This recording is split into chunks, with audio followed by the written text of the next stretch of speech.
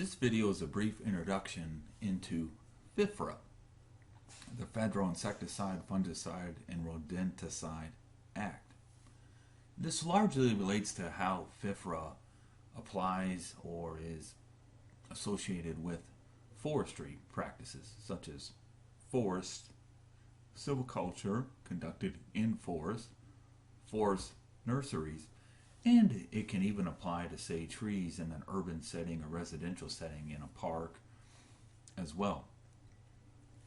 The premise applies to all of them. So Fifra was originally, say, enacted or developed in 1947, and there have been some revisions over time to it. And I believe even, say, around 2008, there was some slight modifications. And we're only going to mention a few aspects of Fifra. Obviously, as you know, Fifra is a large act, as well as everybody associated with taxes, and there's an interpretation to this. There's an interpretation to labels, etc. So Fifra largely relates to relates to the use of pesticides and the labeling and making sure that you follow the label instructions. So we're concerned here with this part here often, right, for restricted use, properly managed pesticide storage, the disposal of pesticides, etc. And so, obviously, it's related to the EPA, the Environmental Protection Agency of the United States. But there are certain parts of it, certain sections that we are most concerned about. Say, for instance, Section 3. This is the National Registration of Pesticides. No person in any state may distribute or sell to any person any pesticide that is not registered pursuant to Section 3 of Fifra. So it largely relates to the registration of pesticides.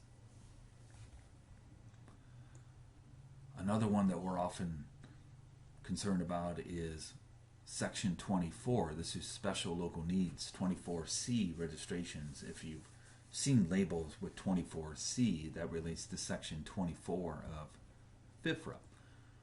Section 18 is here as well.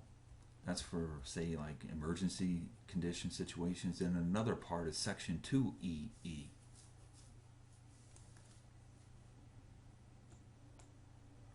So now we can look at a PDF version of Fifra.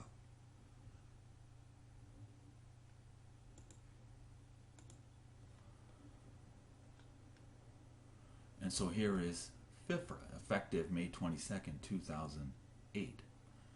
And you can see here that it is broken down into sections. The ones that we're most concerned about in forestry often is Section 2 to some extent, but the large ones are Section 3, registration of pesticides, your national labels for pesticides, herbicides, fungicides,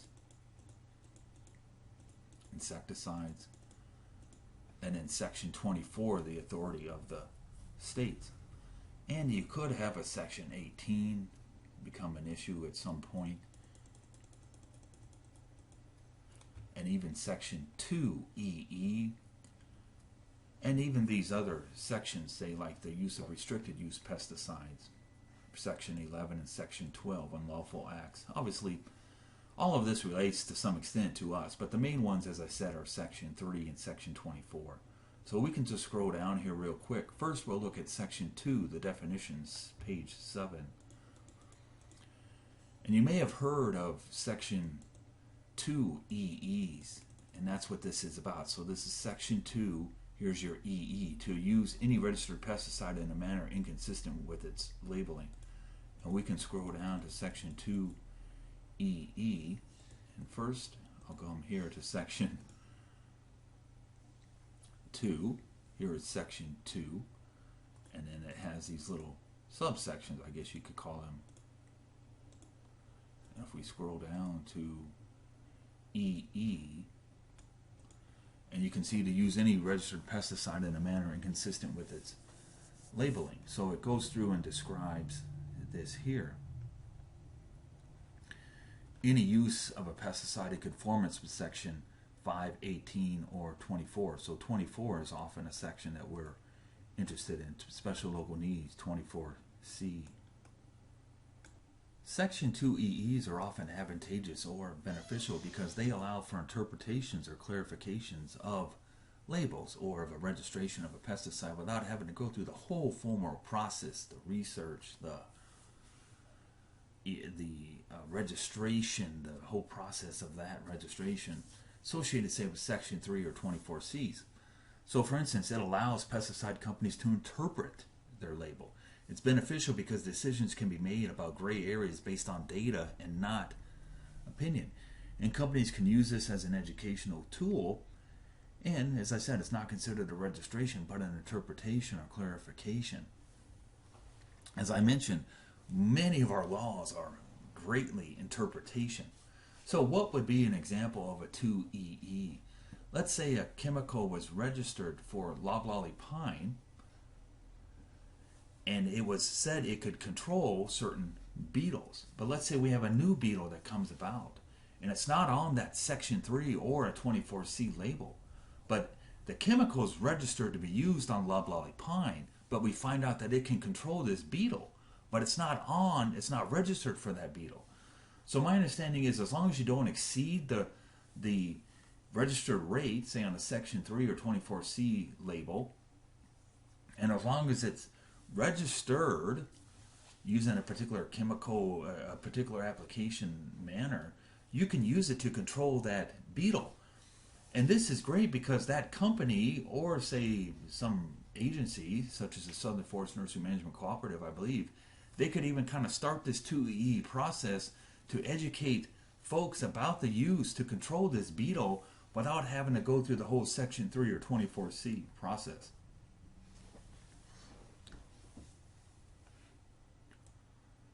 So here's an example where a product is effective against a pest that's not on the label, or to apply a chemical using, say, a wick rather than a nozzle. Neither of these are prohibited, but they're not on the label either.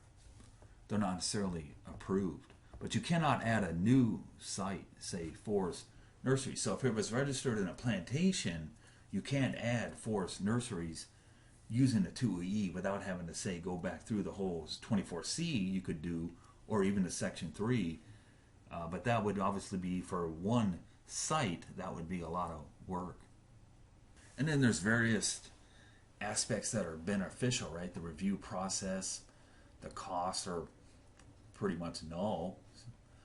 The problem is, though, it varies by state, making sure that the 2EE is consistent with each state. And that can obviously be a problem when you're trying to do a 2EE, say, for a region. So what is a site? Well, as I mentioned, most things associated with regulations or laws with pesticides is somewhat of an interpretation. We usually think of site as a crop or a location of a crop, not necessarily a specific farm or forest, but more like a plantation versus a nursery versus a yard setting. So for instance, in terms of a crop, there is obviously a difference of applying a pesticide, say in cotton versus a pecan orchard versus, say, a loblolly pine. And in terms of site, or more kind of location, we can think of it as a pine plantation versus a pine nursery versus, say, a pine tree in a yard. And there could even be some differences. A site in terms of a pesticide and Fifra could potentially even be some type of application procedure, but usually it's a crop or kind of a condition or a state or a location or a kind of a setting, as I said, like a plantation versus a nursery. Why is that? Well, you can imagine if you know much about pine, say, we know there's a pretty big difference between applying a herbicide often, for most herbicides, not all, but most herbicides, between, say, like a 1-year-old pine versus a 25-year-old pine, the tolerance associated with that, and even the application method associated with that can differ. You can imagine, say, an application in a yard setting versus a pine plantation versus a nursery.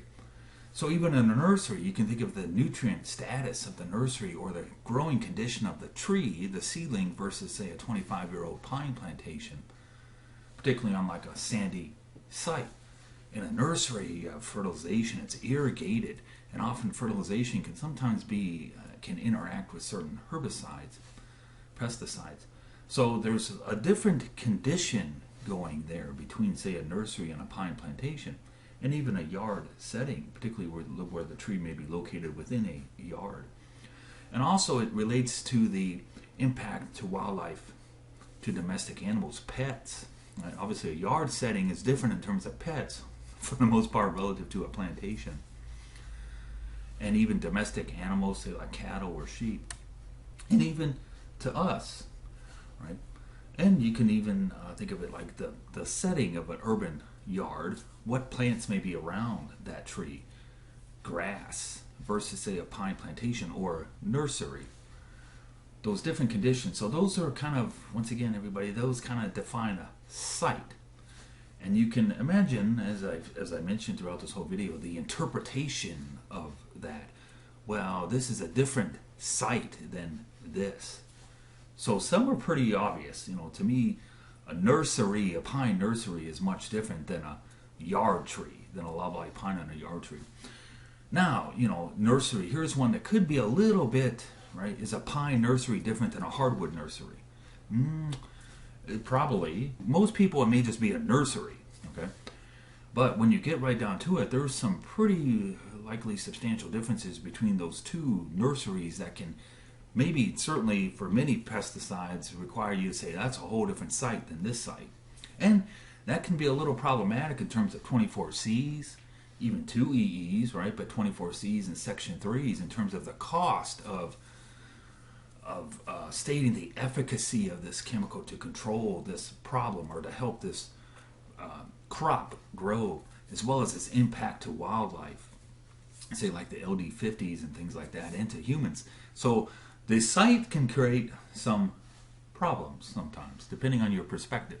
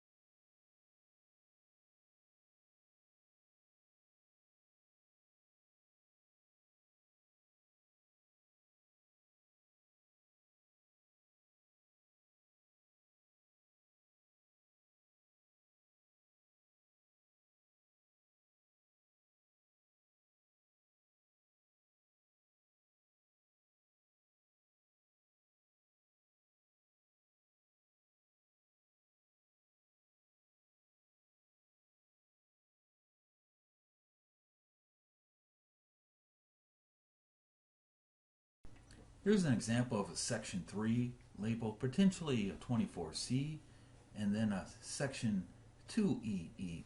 This is cobra. Lactofen is the active ingredient. And it was a big herbicide in forest nurseries when I worked with the Auburn Southern Forest Nursery Management Cooperative from around 2001 to 3, and I believe it's still used widely. So we can click here on the label. This is the Section 3, and you can see here's cobra. The active ingredient is lactofen, and then here's your EPA registration. So this is your Section 3, meaning it's the national registration. And you can go through here, and of course you should you should follow the labeling, the label that's part of Fifra. And so what we can do is we can come down here to where it's used for forest nurseries.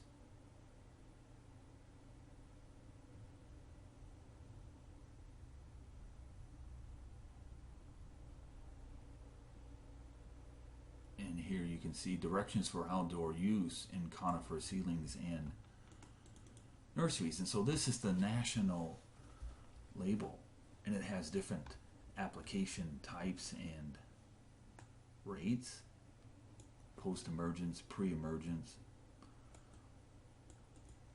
And you can see that it's labeled for certain species.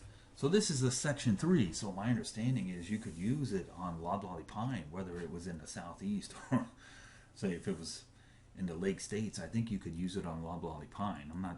I'm just making a statement, everybody. I'm not saying to grow loblolly in the Lake States, but it's the national label.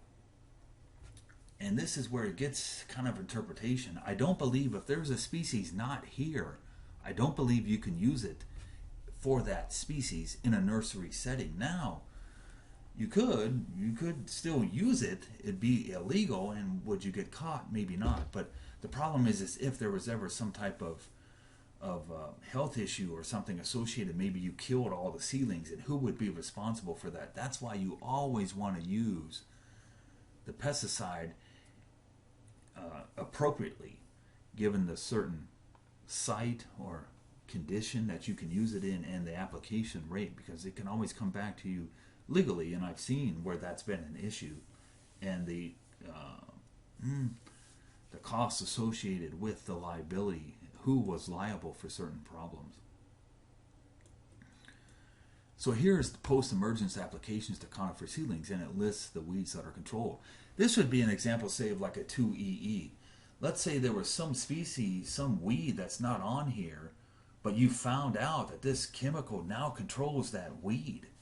Well, you could do a 24C, or you could do a Section 3. I guess you could revise this whole Section 3 process, not nurseries, but the whole Section 3. Or you could do a 2EE. As long as it was, say, in a nursery setting, loblolly pine, it's already registered there as Section 3. And even in a 24C, I believe. But this is, if it was a 24C situation, the 2EE could still apply. But it's already registered for loblolly nursery setting at the Section 3. So you could make a pesticide company, and maybe even a trade agency, say the nursery co-op, could even put together a 2EE with the state and say it can control this other weed that's not on the label. And that would help people learn about that control of that weed using Cobra or Lactofen. And then also, everybody, here's an actual example of a 2EE. This is in Texas. Remember, the 2EEs and the 24Cs are by state, and that can be, sometimes it can be a little problematic addressing all the particular processes of each state. And here you can see the 2EE. This is the 2EE, the Fifra Section 2EE for Cobra herbicide plus this other herbicide plus glyphosate for post-emergence and residual weed control in soybeans. And this is just an example, an actual example of a 2EE. What would be an example of a 24C? Well, let's say in North Carolina, South Carolina, it was found that this chemical was also safe for Table Mountain pine. And you can see it's not labeled here on pine. So when Table Mountain pine was grown in the nurseries, I don't believe legally, and this is where you get into interpretation, I don't believe legally you could use it on Table Mountain pine. Now, as I said, you could use it, but if something happened to the Table Mountain pine, who's liable for that problem, whether it be health issues or financial problems? And that's where, once again, you want to use the label in accordance with, you want to apply the pesticide in accordance with the label. But that would be where you could have like a 24C. You wouldn't have to have, say, the whole Section 3 redone for the whole country because it can be used in North Carolina and South Carolina on Table Mountain Pine. Well, I don't want to redo the whole Section 3, the whole financial process of Valent doing the whole thing again. So you could just do a 24C in North Carolina and South Carolina. Remember, they're two separate states, so you have to go through each process within the state and get it registered for Table Mountain Pine just in those two states. Section 3, the registration of pesticides, and this is your national label and how that relates to the national, to use nationally. And then you have special local needs like in the 24C. But here is your Section 3, and this is your national labeling, as I said. And you can go through, obviously this is a pretty large act and a pretty large document that you could read about it. So there's Section 3, and then the other one that we're often most interested in is Section 24, so page 88, the authority of the states, and that's for special local needs.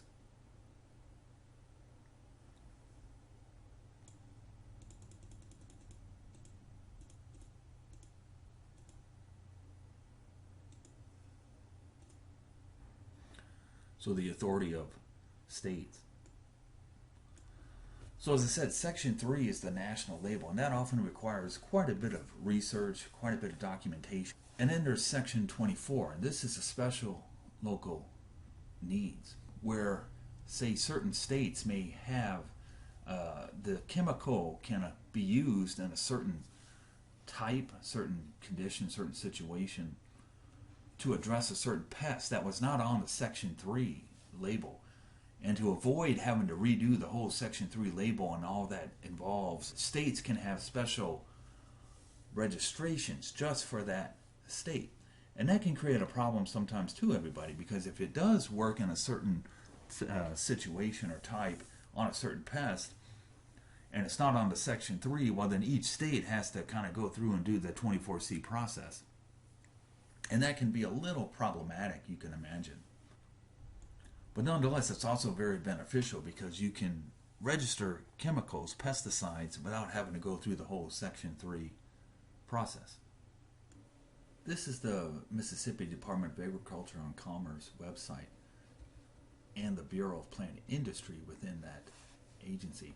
And you can see the Section 24C registrations. So the Bureau has the authority from the U.S. EPA under Section 24C of Fifra to register a pesticide for use only in Mississippi. This type of registration is based on the determination of a special local need as defined under guidelines and regulations adopted by EPA. Special local need is justified when an EPA registered product, Section 3, is not available or registered for the requested use, or an EPA registered product is not as safe, practical, and useful as an unregistered product. And there's some interpretation associated with that, and there are some potential issues. And that's where, everybody, it's just an introduction into Fifra and the 24C section registrations. Here's an example of a 24C. This is reflex herbicide. Fumicide is the active ingredient. This is Syngenta. So we can look at the current EPA Section 3. This is the national label, the Section 3. And you can scroll down through here. Here's your Fumicide. And here's your EPA. This is your Section 3 registration. And as we scroll through here, you can see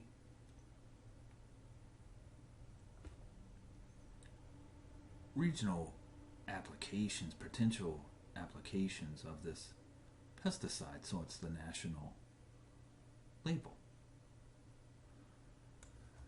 And what is nice about this pesticide, at least for this example, is we can come back over here, we can go to the special label.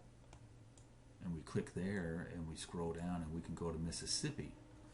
And here you can see a Section 24C. So this is a special local needs. And this is for control of yellow nutsedge in pine seed nurseries, pine seedling nurseries. So that is a special local need. There's other southeastern states as well, but this may not necessarily be applicable, say, to Oregon or something like that for pine in Oregon. But it's for control of nutsedge here in the southeast United States. So we can download that, and we can see here for Mississippi, only within the state of Mississippi, because remember, this 24C, the special local need, is by state, similar to the 2EE. It really only applies within Mississippi. And if you wanted this to use reflex for nutsedge in pine seedling nurseries in other states, you'd have to go through the specific states. But I just wanted to show you, here's a section 24C, if you've seen that, and then only in Mississippi, and then it describes it here. But of course, the important thing is that you have to have the section 3, the national registration, to begin with, and then you can have the special local needs. So this was never the control of the yellow nutsedge and pine seedling nurseries was never part of the section 3 label. So this pesticide, this herbicide, was never registered not only for the control of yellow nutsedge and pine seedling nurseries, but for pine seedling nurseries in general. And that's why you need the 24C, because if it was already registered section 3 for pine seedling nurseries, but it was not specifically stated on the label it could control yellow nutsedge, and it did control yellow nutsedge, you could do the 2EE. But here you have to do the 24C because pine seedling nurseries is not on the section 3.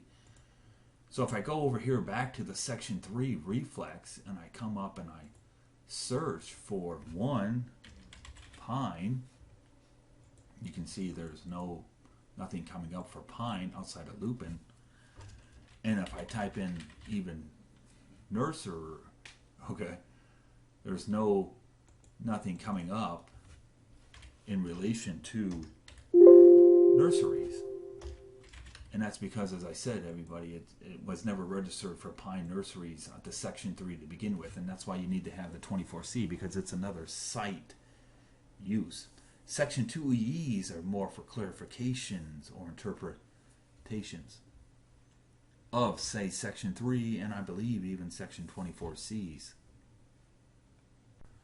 And then there are section 18 registrations, and probably these are very rare. And would they ever be associated with forestry? Probably pretty low probability. These are for emergency situations. Now, when would a pesticide potentially be registered through a section 18 or be allowed to be used, say, through section 18? Remember, like in 2001, I think roughly, there was the anthrax scare. Perhaps a pesticide, perhaps anthrax got way out of hand, and maybe we found that there was a pesticide that was effective against it. But yet at the same time, what's all the research behind it, etc. But it's an emergency situation, so you probably wouldn't have the time to go through a section 3 or 24C, and it's not even registered yet, so you couldn't do a 2EE. That's where maybe a section 18 could come about. Now for forestry, maybe something like, let's say we had a massive outbreak of southern pine beetle and it just started really destroying large amounts of acreage of pine. Well, maybe there's some chemical that we found out controls it very well, but it's not registered. That chemical is not registered for pine. Or maybe it's not even registered at all through a section 3. So that could be a situation where maybe that's a situation where I could maybe see where it could be used. This publication does a good job of distinguishing between a 24C and a section 18. You may say, well, can't you do a section 18, say, for some pest in the nursery and call that an emergency? Well, not really. There's a variety of reasons why not. But, and this publication is developed by the California Department of Pesticide Regulation. And it clarifies on the SLNs, Special Local Needs, or 24Cs, that a first party, the applicant, who can apply to the EPA for 24C. Well, that can be the registrant of the product, say the chemical company, or it could be somebody like a grower or grower association. And when I was with the nursery co-op at Auburn, we were involved with getting 24Cs, and who was going to submit that? Was it going to be the nursery co-op the kind of the growers, right, the nurseries, or was it going to be the chemical company? And sometimes there are some issues, I believe, even legally as to who, right, what's the liability associated with the registrants. But here you can kind of see it's a good table showing the difference between a 24C and a Section 18, and I'm not going to go into detail in here. But see the Section 18, no tolerance yet established. USPA will establish a time-limited tolerance. That's kind of what I was talking about with the Section 3 and the 24C. The Section 3 particularly, it's a pretty long process to go through, and you have to do research. And so the Section 18 is something, an emergency. We don't have the time to go through that whole process, and so therefore we're going to register it quickly under the Section 18, and that obviously can have some problems as well. But there's a limited amount of time. I believe the expiration date not to exceed 1 year, except for quarantine exemptions. Whereas the 24C and a Section 3 are essentially, right, endless, as long as you don't have to have some type of re-registration or some of that chemical. But the Section 18 is only for emergencies, and in my understanding for short durations, to address that emergency situation or condition.